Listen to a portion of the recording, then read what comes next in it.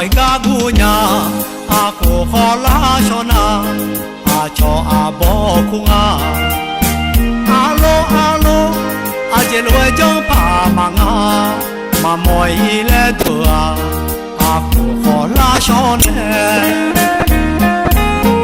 mà thế mà nhỏ ngõ nhỏ mà ya gió mai gu nhà à cho à bỏ cung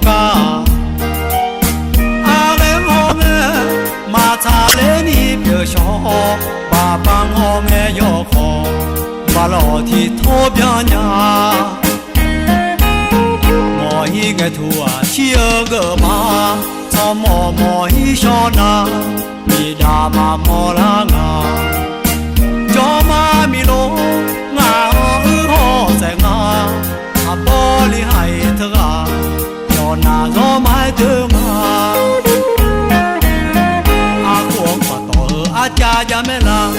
à cơ thì cá la ngã cái thì cha dơ mà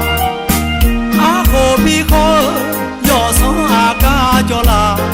bắt to nè bi cha à mọi cá gu nhà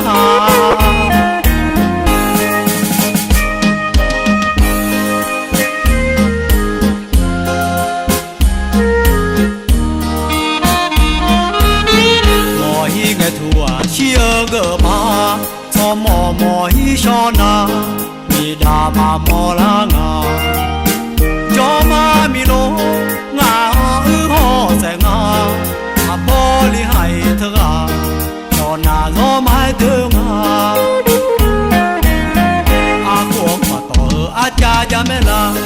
à cơ thì cá la ngà cái thì cha dơ mà à khô bi khô gió sống à cá cho la bắt to nè bi cha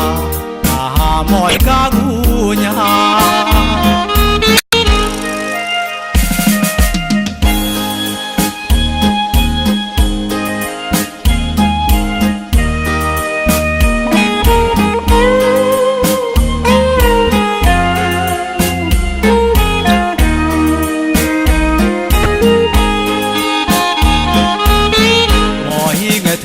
chia gỡ mà cho mọi cho na